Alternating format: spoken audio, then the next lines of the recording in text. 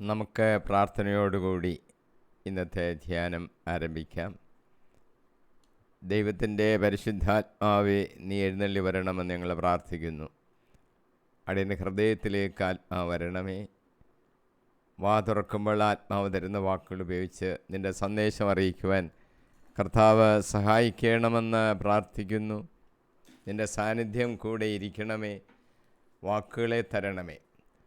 നീ പറയുന്ന കാര്യങ്ങൾ മാത്രം നീ പറയുന്നത് പോലെ അറിയിക്കുവാൻ ആത്മാവ് ഹൃദയത്തിൽ ഇടപെടണമെന്ന് പ്രാർത്ഥിക്കുന്നു. ശ്രോതാക്കളിലേക്ക് ദൈവത്തിൻ്റെ ആത്മാവ് പ്രവർത്തിക്കണം. അയക്കപ്പെടുന്ന വചനങ്ങൾ അവരുടെ ഹൃദയങ്ങളിൽ പതിയാനും കർത്താവെ ജീവിതത്തിലെ മാറ്റങ്ങൾ ഉണ്ടാകാനും യേശുക്രിസ്തുവിനെ രക്ഷകനായി വിശ്വസിച്ച് നിത്യജീവനക്ക് അവകാശികളാകാനും ഈ ലോകത്തിലെ കർത്താവിനെ മുഖത്തേക്ക് നോക്കി ജീവിക്കുവാനും എല്ലാ അനുഗ്രഹങ്ങളും കർത്താവ് തരണമെന്ന് പ്രാർത്ഥിക്കുന്നു. യേശു കർത്താവിൻ്റെ വിലയേറിയ നാമത്തിൽ തന്നെ ആമേൻ. ഇന്നത്തെ എപ്പിസോഡിൽ എഫേസോസ് 1-ാം അധ്യായം 15 മുതലുള്ള വാക്യങ്ങൾ നമുക്ക് ധ്യാനിക്കാം. നമ്മൾ നേരത്തെ മനസ്സിലായി കഴിഞ്ഞു. നമുക്ക് പരിശുദ്ധാത്മാവിനെ തന്നിട്ടുണ്ട്. പരിശുദ്ധാത്മാവിനാൽ മുദ്രിതരായിരിക്കുകയാണ്. നിത്യജീവൻ്റെ ആ അച്ചാരമായിട്ട് പരിശുദ്ധാത്മാവിനെ നമ്മൾ പ്രാപിച്ചിരിക്കുന്നു. ഈ കാര്യങ്ങൾ നമ്മൾ നേരത്തെ തന്നെ ഇതിന് മുമ്പായിട്ടുള്ള ഭാഗ്യങ്ങളിൽ നിന്ന് നാം മനസ്സിലാക്കി കഴിഞ്ഞു. തുടർന്ന് പൗലോസ് എഴുതുന്നത് മഹോന്നതനായ ക്രിസ്തുവിനെ കുറിച്ചാണ്. ക്രിസ്തു എത്രയോ മഹോന്നതൻ, അതിനെക്കുറിച്ചാണ് എഴുതുന്നത്. 1-ാം അധ്യായത്തിൻ്റെ 15-16 വാക്യങ്ങൾ ഞാൻ വായിക്കാം. കർത്താവായ യേശുവിലുള്ള നിങ്ങളുടെ വിശ്വാസത്തെയും എല്ലാ വിശുദ്ധരോടും നിങ്ങൾ പ്രകടിപ്പിക്കുന്ന സ്നേഹത്തെയും കുറിച്ച് കേട്ട നാൾ മുതൽ എൻ്റെ പ്രാർത്ഥനകളിൽ നിങ്ങളെ അനുസ്മരിക്കുകയും നിങ്ങളെ പ്രതി ദൈവത്തിന് കൃതജ്ഞത അർപ്പിക്കുകയും ചെയ്യുന്നതിൽ നിന്ന് ഞാൻ വിരമിച്ചിട്ടില്ല. 15 മുതൽ 23 വരെയുള്ള വാക്യങ്ങളിൽ ക്രിസ്തു രഹസ്യം നമുക്ക് മനസ്സിലാക്കി തന്നതിൽ പൗലോസ് ദൈവത്തെ സ്തുതിക്കുകയാണ്. ആത്മീയ ജ്ഞാനത്തിൽ ഈ രഹസ്യത്തിൻ്റെ പൂർണ്ണത വായനക്കാർക്ക് ലഭിക്കട്ടെ എന്ന് പൗലോസ് പ്രാർത്ഥിക്കുന്നു. 15-ാം വാക്യത്തിൽ വിശ്വാസവും സ്നേഹവും തമ്മിലുള്ള ബന്ധത്തെ ചൂണ്ടിക്കാണിക്കുന്നു. ക്രിസ്തുവിനോടുള്ള പ്രതിജ്ഞാബദ്ധതയാണ് വിശ്വാസം. ക്രിസ്തുവിനോടുള്ള ഐക്യത്തിൽ ക്രിസ്തുവിൽ കൂടി മനുഷ്യനോടുള്ള വലിയ ദൈവസ്നേഹം പ്രകടമാക്കപ്പെട്ടിരിക്കുന്നു. അത് നാം സാഹോദര്യ സ്നേഹത്താൽ പ്രകാശിപ്പിക്കണം. ക്രിസ്തുവിലുള്ള വിശ്വാസം രക്ഷ ഭദ്രമാക്കുന്നു. പലരും രക്ഷയെക്കുറിച്ച് ഒത്തിരി ചിന്തിച്ച് എന്താ ചെയ്യേണ്ടത് എന്നങ്ങ് ആലോചിച്ച് വിഷമിക്കുക. ക്രിസ്തുവിലുള്ള വിശ്വാസമാണ് നമ്മുടെ രക്ഷ ഭദ്രമാക്കുന്നത് എന്ന് മനസ്സിലാക്കിയാൽ നമുക്ക് വേഗം ക്രിസ്തുവിൻ്റെ അടുത്തേക്ക് ചെല്ലാം. അവനിൽ വിശ്വസിക്കാം. രക്ഷകനാണെന്ന് മനസ്സിലാക്കാം. യോഹന്നാൻ സുവിശേഷം 11-ാം അധ്യായം 25-26 വാക്യങ്ങൾ ഇങ്ങനെ പറയുന്നു. യേശു മാർത്തയോട് പറയുകയാണ്. യേശു അവളോട് പറഞ്ഞു, ഞാനാണ് പുനരുത്ഥാനവും ജീവനും. എന്നിൽ വിശ്വസിക്കുന്നവൻ മരിച്ചാലും ജീവിക്കും. അങ്ങനെ ജീവിക്കുകയും എന്നിൽ വിശ്വസിക്കുകയും ചെയ്യുന്ന ഒരുവനും ഒരിക്കലും മരിക്കുകയില്ല. മാർത്ത മറിയത്തിൻ്റെ സഹോദരൻ ലാസറിനെ ഉയർപ്പിക്കാൻ നേരത്ത് കർത്താവ് സംസാരിച്ച വാക്കുകളാണിത്. കർത്താവ് പറയുന്നത്, ഞാനാണ് പുനരുത്ഥാനവും ജീവനും. ജീവൻ എന്ന് പറയുന്നത് യേശുക്രിസ്തുവാണ്. നമ്മളൊക്കെ മരിക്കുന്നു, വീണ്ടും പുനരുത്ഥാനം നമ്മൾ പ്രതീക്ഷിച്ചിരിക്കുകയാണ്. അതും യേശു തന്നെ. മരിച്ചവരെ ഉയർപ്പിക്കുന്നതും യേശു തന്നെ. ജീവൻ അവനിലായിരിക്കുന്നത് എന്ന് നമ്മൾ മനസ്സിലാക്കണം, വിശ്വസിക്കണം. അതാണ് എൻ്റെ പ്രധാന സംഗതി. അവനിൽ വിശ്വസിക്കുന്നവൻ അവർ മരിക്കത്തേയില്ല. ഇതാ യേശു പറഞ്ഞത്. അപ്പോൾ അവനിലുള്ള ആ വിശ്വാസം നമ്മളിലെ ജീവൻ പകരുന്നു. അത് നിത്യമായി നിലനിൽക്കുന്ന ജീവനാണ് എന്ന് നമ്മൾ മനസ്സിലാക്കണം. പൗലോസ് തിമോത്തിയോസിന് എഴുതുന്ന ലേഖനത്തിൽ ഇങ്ങനെ പറയുന്നു. 2 തിമോത്തിയോസ് 3-ാം അധ്യായം 15-ാം വാക്യം. യേശുക്രിസ്തുവിലൂടെയുള്ള വിശ്വാസത്തിലൂടെ രക്ഷ പ്രാപിക്കുന്നതിന് നിന്നെ ജ്ഞാനിയാക്കുന്ന വിശുദ്ധ ലിഖിതങ്ങൾ നീ ബാല്യം മുതൽ പഠിച്ച് അറിഞ്ഞിട്ടുള്ളതാണല്ലോ. തിമോത്തിയോസ് ബാല്യം മുതൽ ഇതെല്ലാം പഠിച്ചു. എന്ത് പഠിച്ചു? വിശുദ്ധ ലിഖിതങ്ങൾ. ആ വിശുദ്ധ ലിഖിതങ്ങളാണ് തിമോത്തിയോസിനെ ജ്ഞാനിയാക്കുന്നത്. എന്ത് കാര്യമാണ് തിമോത്തിയോസ് പഠിച്ചത്? അതാണ് ഇവിടെ പറഞ്ഞിരിക്കുന്നത്. യേശുക്രിസ്തുവിലൂടെയുള്ള വിശ്വാസത്തിലൂടെ രക്ഷ പ്രാപിക്കുന്നതിന് നിന്നെ ജ്ഞാനിയാക്കുന്ന വചനങ്ങൾ. അപ്പോൾ ഈ വചനങ്ങളാണ് നമ്മളെ ജ്ഞാനിയാക്കുന്നത്. എന്ത് തരത്തിൽ ജ്ഞാനിയാക്കുന്നു? യേശുക്രിസ്തുവിലൂടെയുള്ള വിശ്വാസം വഴി രക്ഷ പ്രാപിക്കുന്നതിനുള്ള വചനങ്ങളാണ് വിശുദ്ധ ലിഖിതങ്ങളിൽ നിന്ന് നമുക്ക് കിട്ടുന്നത്. തിമോത്തിയോസിന് അത് നേരത്തെ കിട്ടിയെന്ന് ബാല്യം മുതൽ തന്നെ. അങ്ങനെ നാം വിശ്വസിച്ച് കഴിയുമ്പോൾ ഈ വിശ്വാസവും സ്നേഹവും തമ്മിൽ ഒരു ബന്ധമുണ്ടെന്ന് ഈ 15-ാം വാക്യത്തിൽ പറയുന്നത്. നാം വിശ്വാസികളാകുമ്പോൾ നാം എല്ലാവരെയും, ദൈവത്തെയും എല്ലാ മനുഷ്യരെയും, പ്രത്യേകിച്ച് നമ്മുടെ സഭാ വിശ്വാസികളെയും പ്രത്യേകമായി സ്നേഹിക്കണം. വിശ്വാസികളുടെ ഹൃദയത്തിൽ ഈ സ്നേഹം ഉണ്ടാകണം. അതതിൻ്റെ ഫലമാണ്.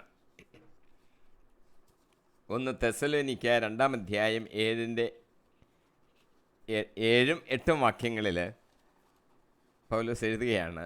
ധാത്രി കുഞ്ഞുങ്ങളെ പരിചരിക്കുന്നത് പോലെ ഞങ്ങൾ നിങ്ങളുടെ ഇടയിൽ സൗമ്യമായി പെരുമാറി നിങ്ങളോടുള്ള അതീവ താൽപ്പര്യ നിമിത്തം ദൈവത്തിൻ്റെ സുവിശേഷം മാത്രമല്ല ഞങ്ങളുടെ ജീവനെ തന്നെയും നിങ്ങൾക്കായി പങ്കുവയ്ക്കുവാൻ ഞങ്ങൾ സന്നദ്ധരായി. കാരണം നിങ്ങൾ അത്രമാത്രം ഞങ്ങളുടെ വാത്സല്യഭാജനങ്ങളായിരുന്നു. പൗലോസ് താന് സുവിശേഷം അറിയിച്ച് വിശ്വാസത്തിലേക്ക് വന്നവരോട് പറയുന്നത്, ധാത്രി കുഞ്ഞുങ്ങളെ പരിചരിക്കുന്ന പോലെ ഞാൻ നിങ്ങളെ പരിചരിച്ചത്.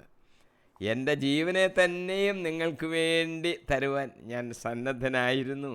കാരണം നിങ്ങൾ അത്രമാത്രം ഞങ്ങളുടെ വാത്സല്യഭാജനങ്ങളായിരുന്നു. ഇതാണ് വിശ്വാസത്തിൽ നിന്ന് സ്നേഹം അങ്ങനെ ഒഴുകും എന്ന് പറയുന്നതിന് കാരണം. നമ്മൾ ജീവിതത്തിൽ ദൈവത്തിന് നന്ദി പറയുവാൻ, കൃതജ്ഞത പറയുവാൻ കടപ്പാടുള്ളവരാണ്. സങ്കീർത്തനം 50-14 ഇങ്ങനെ പറയുന്നു. കൃതജ്ഞത ആയിരിക്കട്ടെ നീ ദൈവത്തിന് അർപ്പിക്കുന്ന ബലി, അത്യുന്നതനുള്ള നിൻ്റെ നേർച്ചകൾ നിറവേറ്റുക. ദൈവത്തിന് നമ്മൾ എന്ത് ബലിയാണ് അർപ്പിക്കുന്നത്? അത് കൃതജ്ഞതയായിരിക്കണം. എന്തെല്ലാം കാര്യങ്ങളാണ് ദൈവത്തിൽ നിന്ന് അനുനിമിഷം നാം പ്രാപിക്കുന്നത്? ദൈവത്തിന് നന്ദിയുടെ വാക്കുകൾ പറയണം. സ്തോത്രം എന്നൊരു വാക്ക് പറയുന്നതിന് നമ്മൾ ഭയപ്പെടേണ്ട. ദൈവം എല്ലാം തന്നു, ദൈവമേ നന്ദി, സ്തോത്രം. സങ്കീർത്തനം 92-ന്റെ 1-ാം വാക്യം പറയുന്നു, അത്യുന്നതനായ കർത്താവേ, അങ്ങേക്ക് കൃതജ്ഞത അർപ്പിക്കുന്നതും അങ്ങയുടെ നാമത്തിന് സ്തുതികൾ ആലപിക്കുന്നതും എത്ര ശ്രേഷ്ഠം. അയ്യോ, അതിനുള്ളൊരു അവസരം നമുക്ക് എപ്പോഴും അവസരമാണ്. നമ്മൾ സ്തോത്രം ചെയ്തുകൊണ്ടാൽ മതി. ഫിലിപ്പിയ ലേഖനം 4-ാം അധ്യായം 6-7 വാക്യങ്ങളിൽ പൗലോസ് ഇങ്ങനെ നമ്മളെ ഓർമ്മപ്പെടുത്തുന്നു. ഒന്നിനെക്കുറിച്ചും ആകുലരാകേണ്ട, പ്രാർത്ഥനയിലൂടെയും അപേക്ഷയിലൂടെയും കൃതജ്ഞതാസ്തോത്രങ്ങളോടെ നിങ്ങളുടെ യാചനകൾ ദൈവസന്നിധിയിൽ അർപ്പിക്കുവീൻ. അപ്പോൾ നമ്മുടെ എല്ലാ ധാരണയെയും അതിലംഘിക്കുന്ന ദൈവത്തിൻ്റെ സമാധാനം നിങ്ങളുടെ ഹൃദയങ്ങളെയും ചിന്തകളെയും യേശുക്രിസ്തുവിൽ കാത്തുകൊള്ളും. ഒന്നിനെക്കുറിച്ചും ആകുലരാകേണ്ട. നമുക്ക് ഒക്കെ ഉള്ള ഒരു വലിയ പ്രശ്നം ആകുലതയാണ്. എങ്ങനെ നടക്കും? ആകുലത ഒന്നിനെക്കുറിച്ചും വേണ്ട. നമ്മൾ എന്ത് ചെയ്യണം? പ്രാർത്ഥനകളിലൂടെ, അപേക്ഷകളിലൂടെ, കൃതജ്ഞതാ സ്തോത്രങ്ങളോടെ നമ്മുടെ യാചനകൾ ദൈവസന്നിധിയിൽ അങ്ങ് അർപ്പിച്ചാൽ മതി. സ്തോത്രത്തോടുകൂടെ അങ്ങ് അർപ്പിക്കണമെന്നുകൂടെ പൗലോസ് എടുത്ത് പറയുന്നുണ്ട്. എന്തെല്ലാം ഉപകാരങ്ങളാണ്, എന്തെല്ലാം കാര്യങ്ങളാണ് ദൈവം നമുക്ക് ചെയ്യുന്നത്. എല്ലാത്തിനും കൃതജ്ഞത പറഞ്ഞതുകൊണ്ട് നമ്മുടെ അപേക്ഷകളങ്ങ് ദൈവസന്നിധിയിലോട്ടങ്ങ് കൊടുത്താൽ മതി. അപ്പോൾ നമ്മുടെ എല്ലാ ധാരണയും അതിലംഘിക്കുന്ന ദൈവത്തിൻ്റെ സമാധാനം നമ്മുടെ ഹൃദയങ്ങളെയും ചിന്തകളെയും യേശുക്രിസ്തുവിൽ കാത്തുകൊള്ളും.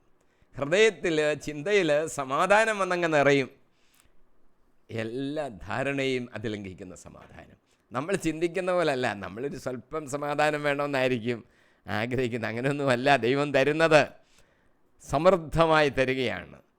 നമ്മുടെ ചിന്തയ്ക്കും അപ്പുറം ആ സമാധാനം കൊണ്ട് നമ്മുടെ ഹൃദയങ്ങളെ നിറയ്ക്കും. ആകുലപ്പെടേണ്ട കാര്യമേ ഇല്ല. എല്ലാം അങ്ങ് ദൈവത്തിൽ സമർപ്പിച്ചാൽ മതി. കൊളോസോസിൻ്റെ 3-ാം അധ്യായം 17-ാം വാക്യത്തിൽ പൗലോസ് പറയുകയാണ്, നിങ്ങൾ വാക്കാലോ പ്രവൃത്തിയാലോ എന്ത് ചെയ്താലും അതെല്ലാം കർത്താവായ യേശു വഴി പിതാവായ ദൈവത്തിന് കൃതജ്ഞത അർപ്പിച്ചുകൊണ്ട് അവൻ്റെ നാമത്തിൽ ചെയ്യുവീൻ. കർത്താവായ യേശു ക്രിസ്തുവിൻ്റെ നാമത്തിൽ ചെയ്യണം. നമ്മൾ വാക്ക് പറഞ്ഞാലും പ്രവൃത്തി ചെയ്താലും പിതാവായ ദൈവത്തിന് കൃതജ്ഞത അർപ്പിച്ചുകൊണ്ട് വേണം നാം ഇതെല്ലാം ചെയ്യുവാൻ എന്ന് ചുരുക്കം. പൗലോസ് ആ വാക്യത്തിൽ പറയുന്നൊരു കാര്യം, നിങ്ങളെ എൻ്റെ പ്രാർത്ഥനകളിൽ അനുസ്മരിക്കുന്നു. ഇതാണല്ലോ പൗലോസ് പറഞ്ഞിരിക്കുന്നത്. അതിൽ നിന്ന് ഒരു സൂചന നമുക്ക് കിട്ടുന്നത് മധ്യസ്ഥ പ്രാർത്ഥന പൗലോസ് നടത്തുന്നു. അത് നമുക്ക് മാതൃകയാണ്. നമ്മൾ മധ്യസ്ഥ പ്രാർത്ഥന നിർവഹിക്കേണ്ടവരാണ്. നമ്മൾ മധ്യസ്ഥ പ്രാർത്ഥനകൾ നടത്തണം. ആർക്ക് വേണ്ടിയാണ്? ക്രിസ്തുവിശ്വാസികൾക്ക് വേണ്ടി, പാപികൾക്ക് വേണ്ടി, അല്പവിശ്വാസികൾക്ക് വേണ്ടി, ശത്രുക്കൾക്ക് വേണ്ടി. കാര്യസ്ഥനായ പരിശുദ്ധാത്മാവിനെ നമ്മളിലേക്ക് അയക്കുന്നതിന് വേണ്ടി സഭ മുഴുവനുമായിട്ട് നമ്മൾ മധ്യസ്ഥ പ്രാർത്ഥനകൾ നടത്താൻ നമുക്ക് കടമയുണ്ട്. ഇനി പ്രാർത്ഥനയെക്കുറിച്ച് ചില വിവരങ്ങളുടെ ബൈബിൾ അടിസ്ഥാനത്തിൽ നമ്മൾ മനസ്സിലാക്കിയിരിക്കണം. നല്ലതാണ്. നമ്മുടെ പ്രാർത്ഥനാ ഉത്തേജനത്തിന് ആ വാക്യങ്ങൾ നമ്മൾക്ക് പ്രയോജനപ്പെടും. ഒന്ന്, പ്രാർത്ഥനയെക്കുറിച്ച് ബൈബിളിൽ ആദ്യം പറഞ്ഞിരിക്കുന്നത് ഉൽപ്പത്തി 4-ാം അധ്യായം 26-ാം വാക്യമാണ്. ഇങ്ങനെയാണ് വാക്യം: സേത്തിനും ഒരു പുത്രൻ ജനിച്ചു. ആദത്തിൻ്റെ ഹവ്വയുടെ മോനാണ് സേത്ത്. സേത്ത് അവനെ എനേഷ് എന്ന് വിളിച്ചു. അക്കാലത്ത് മനുഷ്യർ കർത്താവിൻ്റെ നാമം വിളിച്ചപേക്ഷിക്കുവാൻ തുടങ്ങി. സേത്തിൻ്റെ മകൻ ഏനേഷിൻ്റെ ജനനത്തിന് ശേഷമാണ് കർത്താവിൻ്റെ നാമം വിളിച്ചപേക്ഷിക്കുക എന്നൊരു കാര്യം തുടങ്ങുന്നത്. പ്രാർത്ഥന ചിലർക്ക് മാത്രമായിട്ടുള്ളതല്ല, എല്ലാവർക്കും ആവശ്യമാണ്. സങ്കീർത്തനം 65:2 പറയുന്നു, പ്രാർത്ഥന ശ്രവിക്കുന്നവനെ മർത്യരെല്ലാം പാപഭാരവുമായി അങ്ങയുടെ സന്നിധിയിൽ വരുന്നു. കുറച്ച് പേര് വരുന്നെന്നല്ല, എല്ലാവരും അങ്ങയുടെ സന്നിധിയിൽ വരുന്നു. പാപഭാരവുമായിട്ട് എല്ലാവർക്കും പാപം ആ ഭാരവുമായിട്ട് നിൻ്റെ സന്നിധിയിലേക്ക് വരുന്നു.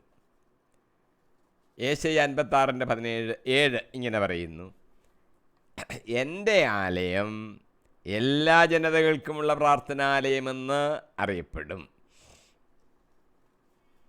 ഇനി പ്രാർത്ഥന നമുക്കറിയത്തില്ല എന്ന് ചിലർ വിചാരിക്കും. പരിശുദ്ധാത്മാവ് നമ്മളെ സഹായിക്കും. പ്രാർത്ഥനയിൽ പരിശുദ്ധാത്മാവ് സഹായിക്കുന്നു. റോമർ 8:26 നമ്മുടെ ബലഹീനതയിൽ ആത്മാവ് നമ്മളെ സഹായിക്കുന്നു.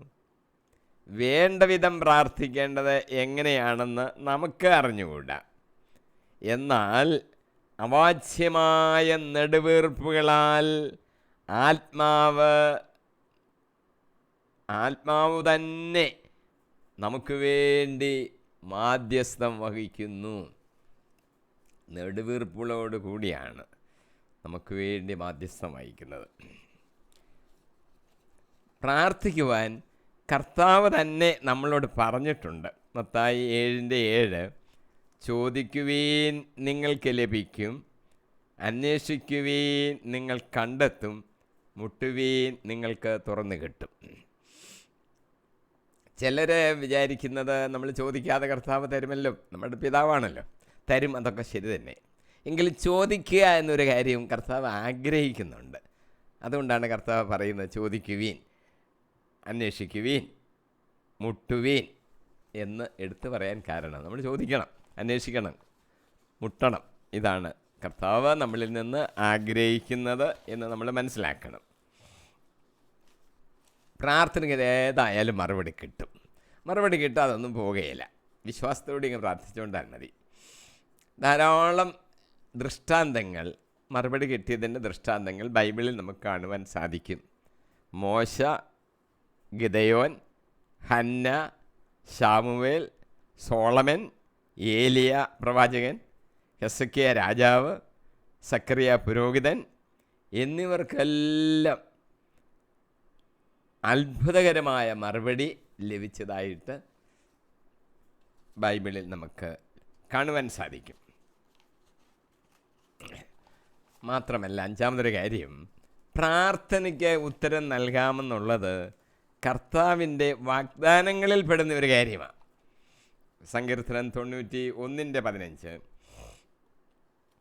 അവരെന്നെ വിളിച്ചപേക്ഷിക്കുമ്പോൾ ഞാൻ ഉത്തരമരുളും, അവൻ്റെ കഷ്ടതയിൽ ഞാൻ അവനോട് ചേർന്ന് നിൽക്കും, ഞാൻ അവനെ മോചിപ്പിക്കുകയും മഹത്വപ്പെടുത്തുകയും ചെയ്യും.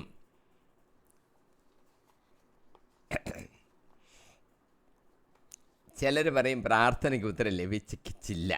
ഒത്തിരി പ്രാവശ്യം പ്രാർത്ഥിച്ചു, പ്രാർത്ഥനയ്ക്ക് ഉത്തരം ലഭിച്ചിട്ടില്ല എന്ന്. ചിലർ പ്രാർത്ഥനകൾക്ക് ഉത്തരം ലഭിക്കാതെ പോകുന്നുണ്ട്. അതിന് ചില കാരണങ്ങളുണ്ട്. നമ്മളിനി അതാണ് ചിന്തിക്കുന്നത്. ചില കാരണങ്ങൾ നമ്മളിപ്പം ചിന്തയിൽ കൊണ്ടുവരികയാണ്. ഒന്ന്, അനുസരണക്കേട്. ഉദാഹരണത്തിന് 1 ശമൂവേൽ 28:5-6 വാക്യങ്ങളിൽ സാവൂൾ രാജാവിൻ്റെ കാര്യമാണ്. സാവൂൾ ഫിലിസ്ത്യരുടെ പട്ടാളത്തെ കണ്ട് ഭയപ്പെട്ടു, മനസ്സ് അത്യധികം ഇളകി വശായി. അവൻ കർത്താവിനോടെ ആരാഞ്ഞു, പക്ഷേ കർത്താവ് സ്വപ്നത്തിലൂടെയോ ഉറൂമിലൂടെയോ പ്രവാചകന്മാരിലൂടെയോ ഉത്തരം നൽകിയില്ല. കാരണം സാവൂളിൻ്റെ ജീവിതത്തിൽ വന്ന ചില അനുസരണക്കേടിൻ്റെ കാരണം മൂലമാണ് കർത്താവ് ഉത്തരം കൊടുക്കാതിരുന്നത്. വേറൊരു കാരണം രഹസ്യപാപമാണ്. സങ്കീർത്തനം 66:18 ദാവീദ് പറയുക, എൻ്റെ ഹൃദയത്തിൽ ദുഷ്ടത കുടികൊണ്ടിരുന്നെങ്കിൽ കർത്താവ് കേൾക്കുമായിരുന്നില്ല. ദുഷ്ടത വെച്ചുകൊണ്ട് ഹൃദയത്തിൽ, ആരും അറിയുന്നില്ല, പക്ഷേ കർത്താവിന് അറിയാമല്ലോ. അങ്ങനെ ദുഷ്ടത ഹൃദയത്തിൽ വെച്ചുകൊണ്ട് പ്രാർത്ഥിച്ചാൽ ദൈവം കേൾക്കുമായിരുന്നില്ല. മൂന്നാമതൊരു കാരണം അലക്ഷ്യഭാവം ഉണ്ടെങ്കിൽ. സുഭാഷിതങ്ങൾ 1:25-28 വാക്യങ്ങൾ, നിങ്ങൾ എൻ്റെ ഉപദേശം അപ്പാടെ അവഗണിക്കുകയും എൻ്റെ കൽപ്പന നിരാകരിക്കുകയും ചെയ്തു. അപ്പോൾ അവർ എന്നെ വിളിക്കും, ഞാൻ വിളി കേൾക്കുകയില്ല. ജാഗരൂകതയോടെ അന്വേഷിക്കും, കണ്ടെത്തുകയില്ല. വേറെ ഒരു കാരണം നമുക്ക് കരുണയില്ലാത്തതാണ്, കരുണയില്ലായ്മ. സുഭാഷിതങ്ങൾ 21:13 പറയുന്നു, ദരിദ്രൻ്റെ നിലവിളിക്ക് ചെവി കൊടുക്കാത്തവന് വിലപിക്കേണ്ടി വരും, അത് ആരും കേൾക്കുകയും ഇല്ല. വേറൊരു കാരണം ന്യായപ്രമാണത്തെ തള്ളിക്കളഞ്ഞാൽ. സുഭാഷിതങ്ങൾ 28:9 നിയമം വകവയ്ക്കാത്തവൻ്റെ പ്രാർത്ഥന പോലും വെറുപ്പ് ഉളവാക്കുന്നു.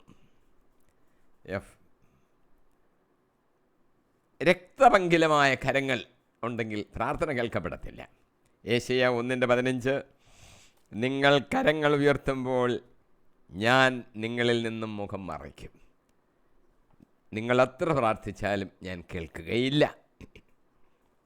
കാരണം നിങ്ങളുടെ കരങ്ങൾ രക്തപങ്കിലമാണ്. കൈ ഉയർത്തിയൊക്കെ പ്രാർത്ഥിക്കും. തീർച്ചയായിട്ടും കൈ ഉയർത്തി പ്രാർത്ഥിക്കുമ്പോൾ ദൈവം കേൾക്കേണ്ടതാണ്. പക്ഷെങ്കിൽ ഇത് കേൾക്കുന്നില്ല. കാരണം കരങ്ങൾ രക്തപങ്കിലമാണ്, പ്രാർത്ഥന കേൾക്കുന്നില്ല.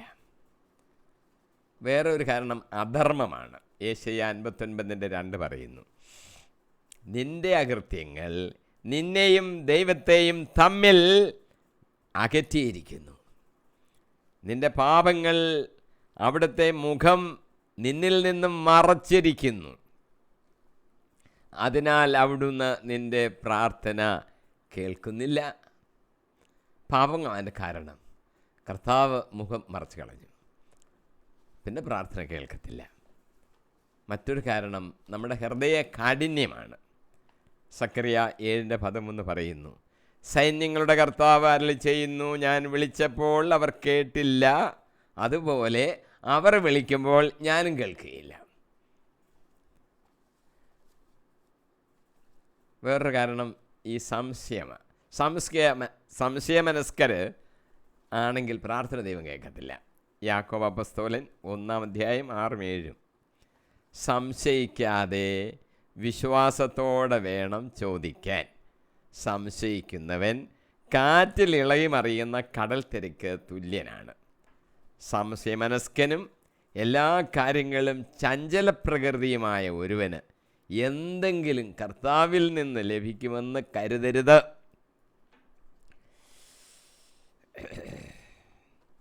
വേറൊരു കാരണം നമ്മുടെ ദുരാശകൾ തന്നെ.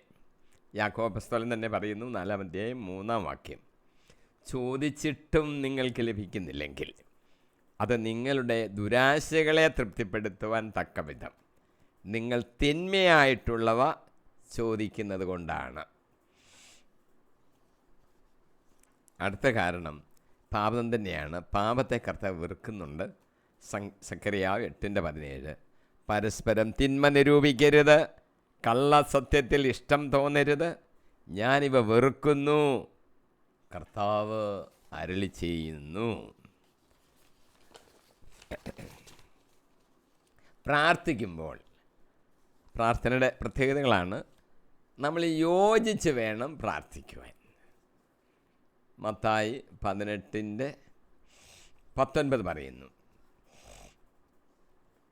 വീണ്ടും ഞാൻ നിങ്ങളോട് പറയുന്നു, ഭൂമിയിൽ നിങ്ങളിൽ 2 പേർ യോജിച്ച് ചോദിക്കുന്ന ഏത് കാര്യവും എൻ്റെ സ്വർഗസ്ഥനായ പിതാവ് നിറവേറ്റിത്തരും.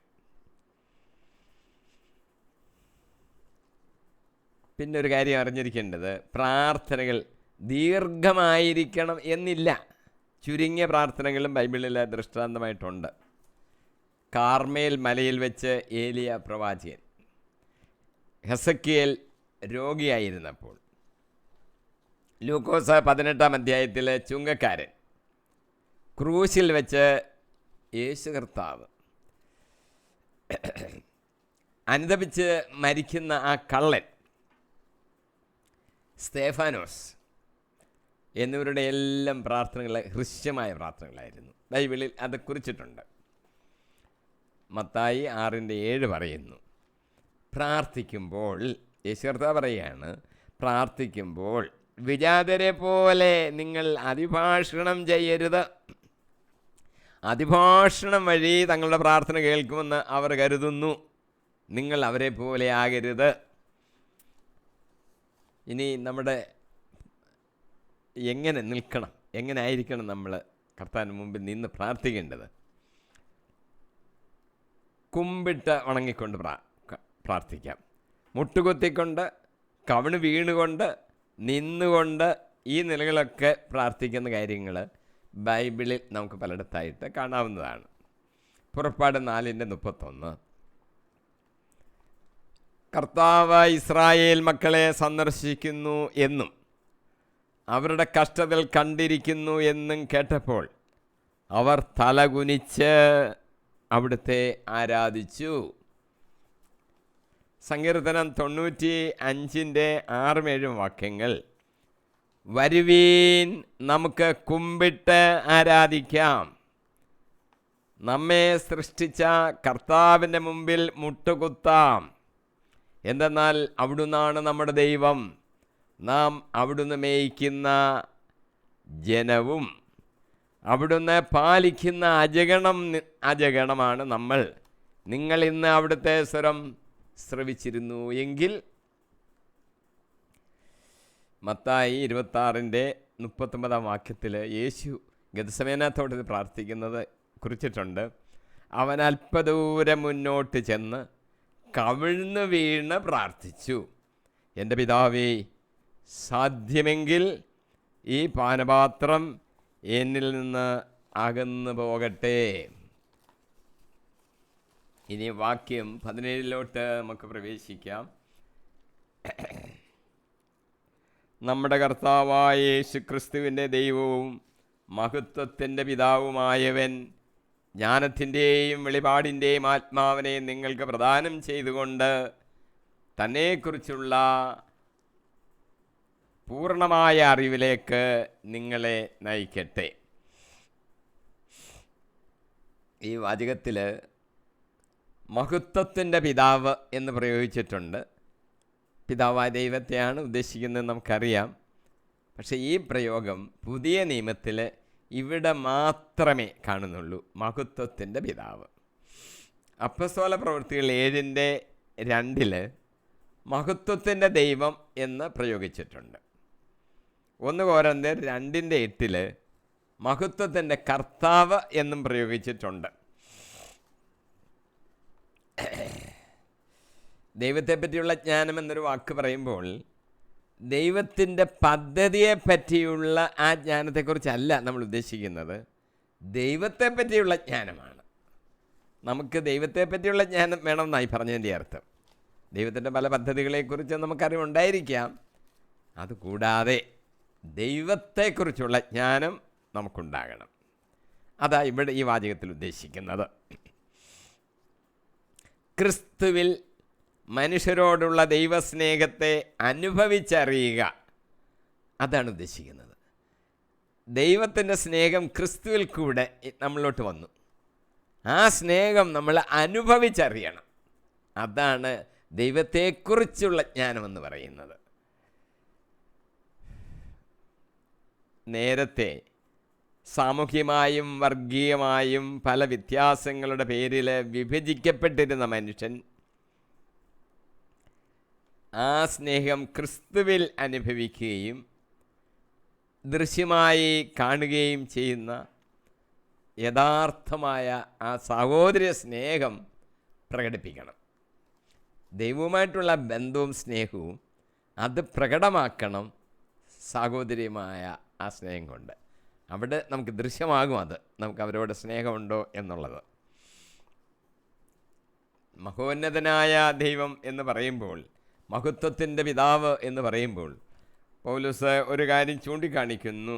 ദൈവം നമ്മുടെ പിതാവാണ്, യഹോവ നമ്മുടെ പിതാവാണ്. 1 ദിനവൃത്താന്തം 29:10 എല്ലാവരുടെയും മുമ്പിൽ വെച്ച് കർത്താവിനെ സ്തുതിച്ചുകൊണ്ട് ദാവീദ് പറഞ്ഞു, ഞങ്ങളുടെ പിതാവായ ഇസ്രായേലിൻ്റെ ദൈവമായ കർത്താവേ, ഞങ്ങളുടെ പിതാവായ ഇസ്രായേലിൻ്റെ ദൈവമായ കർത്താവേ, അങ്ങ് എന്നേക്കും വാഴ്ത്തപ്പെട്ടവൻ. സങ്കീർത്തനം 68:5 ദൈവം തൻ്റെ വിശുദ്ധ നിവാസത്തിൽ അനാഥർക്ക് പിതാവും വിധവകൾക്ക് സംരക്ഷകനുമാണ്. യേശു കർത്താവ് പഠിപ്പിച്ച പ്രാർത്ഥന ഇങ്ങനെയാണ്. മത്തായി 6:9 നിങ്ങൾ ഇപ്രകാരം പ്രാർത്ഥിക്കുവിൻ: സ്വർഗസ്ഥനായ ഞങ്ങളുടെ പിതാവേ, അങ്ങയുടെ നാമം പൂജിതമാകണമേ. 1 പത്രോസ് 1:17 പത്രോസ് നമ്മളോട് പറയുന്നു, ഓരോരുത്തരെയും പ്രവൃത്തികൾക്കനുസൃതമായി നിഷ്പക്ഷമായി വിധിക്കുന്നവനെയാണ് നിങ്ങൾ പിതാവ് എന്ന് വിളിക്കുന്നതെങ്കിൽ ഈ പ്രവാസകാലത്ത് നിങ്ങൾ ഭയത്തോടെ ജീവിക്കുവീൻ. അത് യേശു കർത്താവാണല്ലോ നിഷ്പക്ഷമായിട്ട് വിധിക്കുന്നവൻ. നമ്മൾ ഭയത്തോടുകൂടി ഇവിടെ ജീവിക്കണം. നമ്മൾ പ്രാർത്ഥിക്കുമ്പോൾ ഈ ജ്ഞാനത്തിന് വേണ്ടി പ്രാർത്ഥിക്കണം. സങ്കീർത്തനം 90:12, ഞങ്ങളുടെ ആയുസ്സിൻ്റെ ദിനങ്ങൾ എണ്ണാൻ ഞങ്ങളെ പഠിപ്പിക്കണമേ, ഞങ്ങളുടെ ഹൃദയം ജ്ഞാനപൂർണമാകട്ടെ. സുഭാഷിതങ്ങൾ 2:3, പൊരുളറിയാൻ വേണ്ടി കേണപേക്ഷിക്കുക, അറിവിന് വേണ്ടി വിളിച്ചപേക്ഷിക്കുക.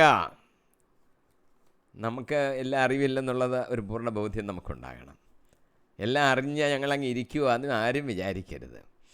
നമ്മൾ കർത്താവിനോട് അറിവിന് വേണ്ടി വിളിച്ച് അപേക്ഷിക്കണം. ലോകസംബന്ധമായ അറിവുകൾ അതും വേണം, അതിനെക്കുറിച്ചല്ല നമ്മളീ പറയുന്നത്. ആത്മീയമായ അറിവ് നമുക്ക് വേണം, അതിന് വിളിച്ചപേക്ഷിക്കണം.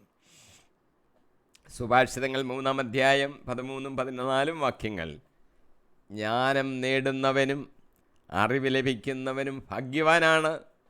എന്തെന്നാൽ അതുകൊണ്ടുള്ള നേട്ടം വെള്ളിയെയും സ്വർണത്തെയുംകാൾ ശ്രേഷ്ഠമാണ്. തുടർന്ന് നമുക്ക് 18 വാക്യത്തിലേക്ക് കയറാം. 18 വാക്യം,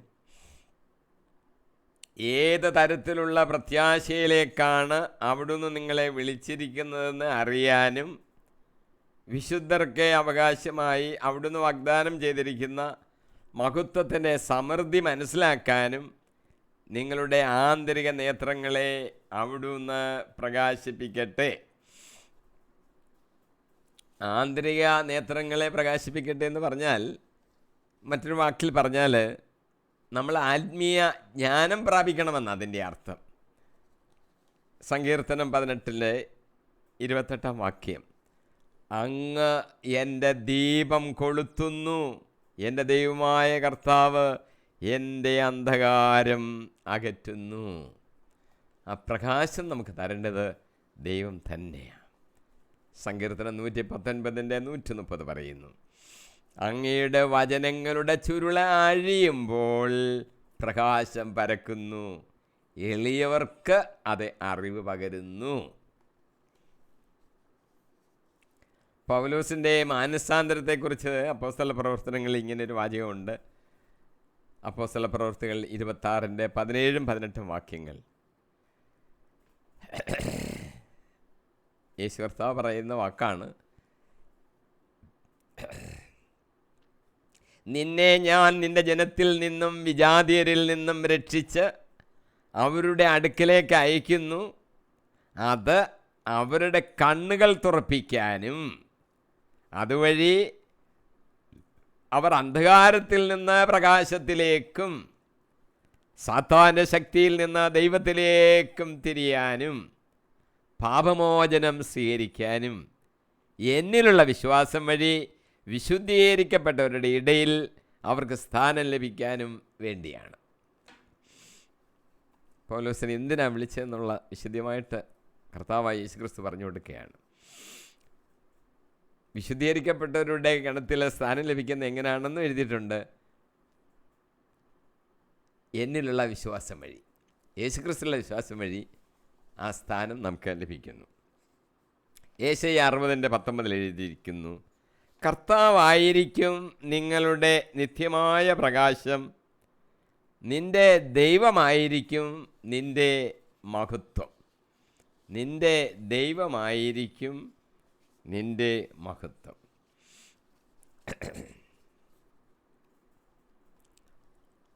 ആത്മീയമായ അറിവ്, അതിനെക്കുറിച്ച് ചില കാര്യങ്ങളിലൂടെ നമ്മൾ അറിയുന്നത് നല്ലതാണ്. ഒന്ന്, അത് ആത്മീയ വിജയ ആഹ്ലാദത്തിന് കാരണമാകുന്നു. ഈ അറിവ്, ആത്മീയമായ അറിവ് നമുക്ക് ലഭിക്കുമ്പോൾ നമ്മുടെ ആഹ്ലാദം കൂടെ വർദ്ധിക്കും. ഒരു വിജയത്തിലോട്ടാണ് നമ്മൾ എത്തിയിരിക്കുന്നത് നമുക്ക് മനസ്സിലാകും. ജെറമിയ 9:24 ഇങ്ങനെ എഴുതിയിരിക്കുന്നു, പ്രശംസിക്കുന്നവൻ ഞാൻ ഭൂമിയിൽ കരുണയും ന്യായവും നീതിയും പുലർത്തുന്ന കർത്താവാണ് എന്ന അറിവിൽ പ്രശംസിക്കട്ടെ. ഇതിലാണ് ഞാൻ ആനന്ദിക്കുന്നതെന്ന് കർത്താവ് അരുളി ചെയ്യുന്നു. കരുണയും ന്യായവും നീതിയും പുലർത്തുന്നവനാ നമ്മുടെ കർത്താവ്. ആ കാര്യങ്ങളിലാണ് കർത്താവ് തന്നെ ആനന്ദിക്കുന്നത് എന്ന് കർത്താവ് അരുളി ചെയ്തിരിക്കുക.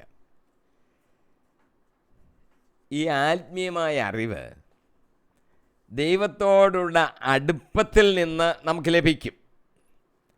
ഹോശിയ 6:3 പറയുന്നു, കർത്താവിനെ അറിയുവാൻ നമുക്ക് ഏകാഗ്രതയോടെ ശ്രമിക്കാം. അവിടുത്തെ ആഗമനം പ്രഭാതം പോലെ സുനിശ്ചിതമാണ്. ഏകാഗ്രതയോടെ കർത്താവിനെ അറിയാൻ നമുക്ക് ശ്രമിക്കണം. ഈ ജ്ഞാനം ആർക്കാണ് ലഭിക്കുന്നത് എന്ന് എഴുതിയിട്ടുണ്ട്.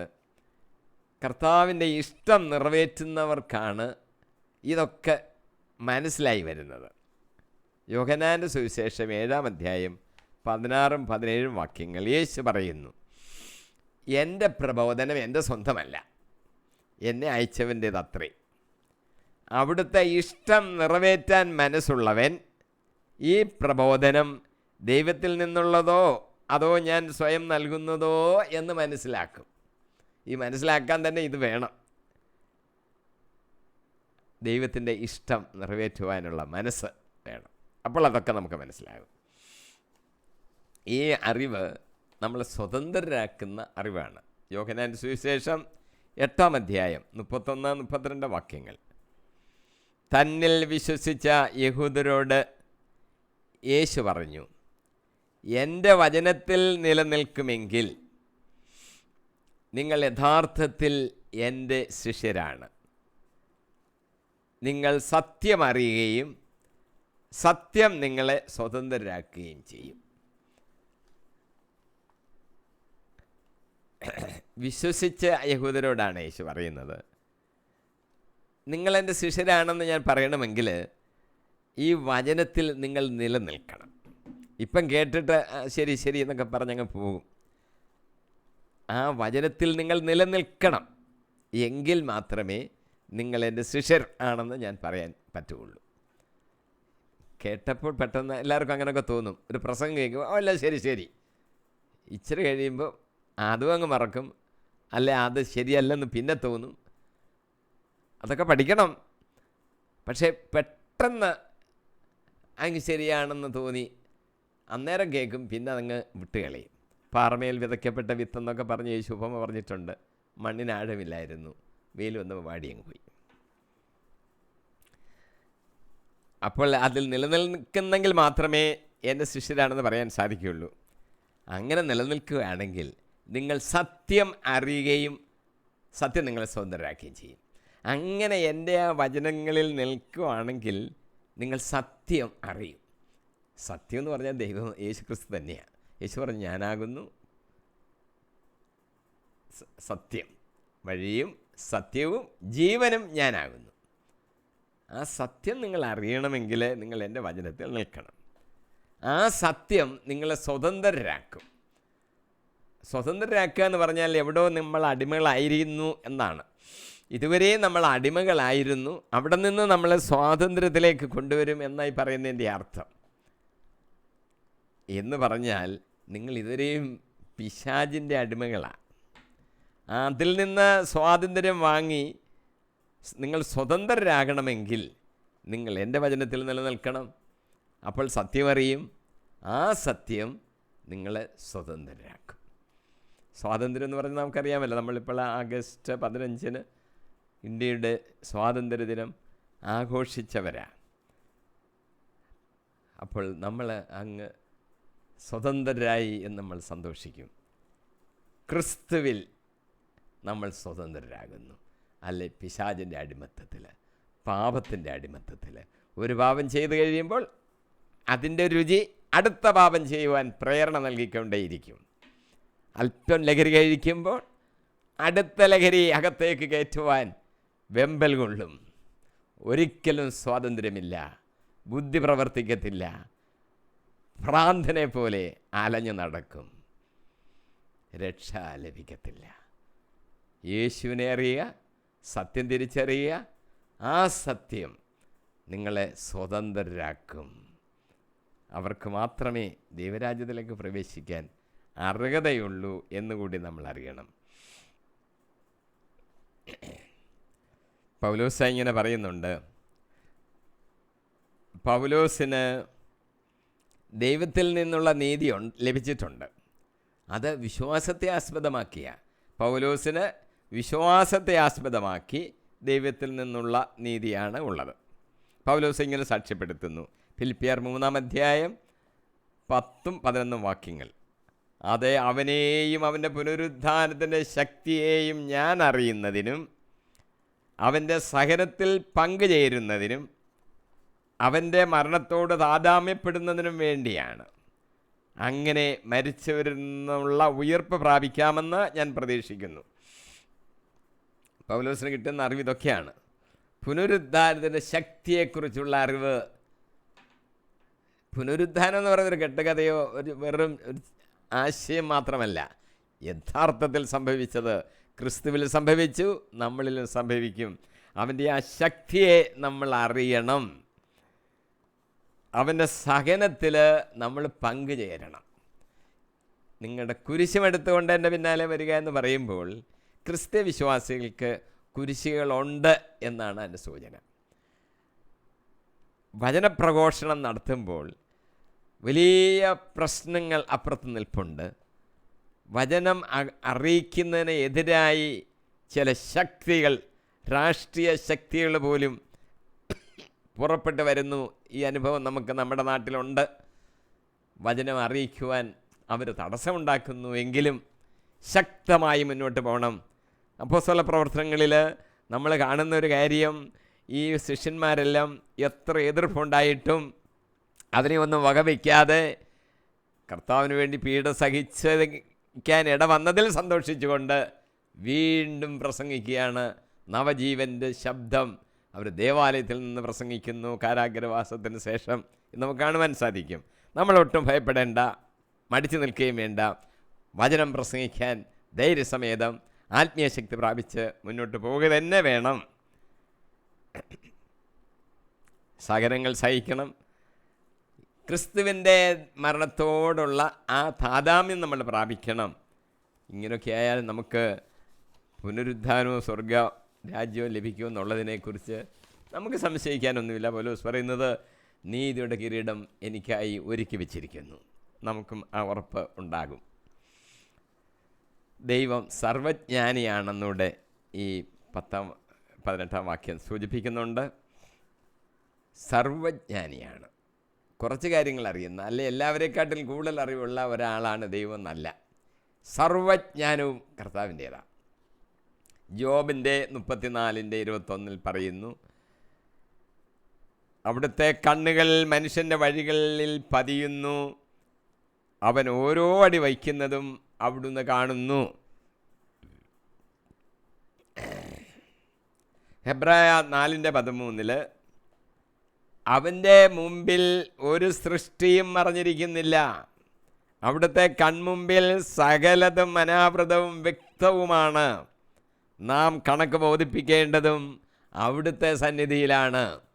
ഇവിടെ ആരെയും ബോധിപ്പിക്കുകയല്ല, അവസാനം നമ്മളെ കർത്താവിൻ്റെ സന്നിധിയിൽ കണക്ക് ബോധിപ്പിക്കേണ്ടതാ. ഒന്നും കള്ളം പറയാനൊക്കത്തില്ല. എല്ലാ കണക്കും കർത്താവിൻ്റെ കയ്യിലുണ്ട്. എല്ലാം അവൻ കാണുന്നവനാണ്. യോഹന്നാൻ 16:30 നീ എല്ലാ കാര്യങ്ങളും അറിയുന്നു എന്നും ആരും നിന്നോട് ചോദിക്കേണ്ട ആവശ്യമില്ലെന്നും ഇപ്പോൾ ഞങ്ങൾ മനസ്സിലാക്കുന്നു. നീ ദൈവത്തിൽ നിന്ന് വന്നു എന്ന് ഇതിനാൽ ഞങ്ങൾ വിശ്വസിക്കുന്നു. അപ്പോസ്തലന്മാർ 12 പേര് അവരേറ്റുപറഞ്ഞൊരു കാര്യമാണ്, നീ എല്ലാ കാര്യങ്ങളും അറിയുന്നു, ആരും നിന്നോട് ചോദിക്കേണ്ട ആവശ്യമില്ലെന്ന് ഇപ്പോൾ ഞങ്ങൾ മനസ്സിലാക്കുന്നു. നീ ദൈവത്തിൽ നിന്ന് വന്നു എന്ന് ഇതിനാൽ ഞങ്ങൾ വിശ്വസിക്കുന്നു. അപ്പോസ്തല പ്രവൃത്തികളിൽ 1:24 ഇങ്ങനൊരു പ്രാർത്ഥനയുണ്ട്. അവർ പ്രാർത്ഥിച്ചു, കർത്താവേ, എല്ലാ മനുഷ്യരുടെയും ഹൃദയങ്ങൾ അങ്ങ് അറിയുന്നുവല്ലോ. എല്ലാ മനുഷ്യരുടെയും ഹൃദയങ്ങൾ അങ്ങ് അറിയുന്നുവല്ലോ. നമ്മുടെ വിചാരങ്ങൾ, നമ്മുടെ പ്രവൃത്തികൾ, എന്തെല്ലാം ചിന്തകൾ നമ്മളിൽ ഉണ്ടാകുന്നത് എല്ലാം ദൈവത്തിനറിയാം. 10 പേരുടേതല്ല, സകല മനുഷ്യരുടെയും ഹൃദയ വിചാരങ്ങൾ, മനസ്സിലെ കാര്യങ്ങൾ അവിടുന്ന് അറിയുന്നു. ഇത് മനസ്സിലാക്കിക്കൊണ്ട് വേണം നമ്മൾ ജീവിക്കുവാൻ. അവസാനം കണക്ക് അവൻ്റെ മുമ്പിൽ നമുക്ക് ബോധിപ്പിക്കേണ്ടതായിട്ടുണ്ട്. സമയത്തിൻ്റെ പരിമിതി നിമിത്തം നമുക്ക് ഇവിടെ നിർത്താം. 18 വരെയാണ് നമ്മൾ നോക്കിയത്. ക്രിസ്തുവിലുള്ള വിശ്വാസം രക്ഷ ഭദ്രമാക്കുന്നു എന്ന് നമ്മൾ മനസ്സിലാക്കി. അവർ മരിച്ചു പോയാലും ജീവിക്കും. എല്ലാവരെയും സ്നേഹിക്കേണ്ടതിൻ്റെ ആവശ്യകത എന്താണെന്ന് നാം ഇവിടെ പഠിച്ചു. പരിശുദ്ധാത്മാവ് പ്രാർത്ഥനയിൽ നമ്മളെ സഹായിക്കുമെന്നും നാം കേട്ടു. പ്രാർത്ഥനയ്ക്ക് ലഭിച്ച മറുപടിയുടെ ചില ദൃഷ്ടാന്തങ്ങൾ നമ്മളൊന്ന് നോക്കി. എന്തുകൊണ്ടാണ് ചില പ്രാർത്ഥനകൾക്ക് ഉത്തരം ലഭിക്കാത്തത് എന്നുള്ളതിൻ്റെ കാരണവും നമ്മൾ അന്വേഷിച്ച് കണ്ടുപിടിച്ചു. നമുക്ക് പ്രാർത്ഥനയുടെ മനുഷ്യരായിട്ട് ആയിത്തീരാം. പരിശുദ്ധാത്മാവിനാൽ ശക്തി പ്രാപിച്ചുകൊണ്ട് ആത്മനിറവിൽ നമുക്ക് പ്രാർത്ഥിക്കാം. നമ്മുടെ കുറവുകളെ പരിശുദ്ധാത്മാവ് മാറ്റിത്തരും. കണ്ണുനീരോടുകൂടി നെടുവീർപ്പോടുകൂടി അവൻ നമുക്ക് വേണ്ടി പ്രാർത്ഥന പിതാവായ ദൈവത്തിൻ്റെ സന്നിധിയിലേക്ക് സമർപ്പിക്കും. അങ്ങനെ നമുക്ക് മുന്നോട്ട് പോകാം. പ്രാർത്ഥനയുടെ മനുഷ്യരായിരിക്കാം.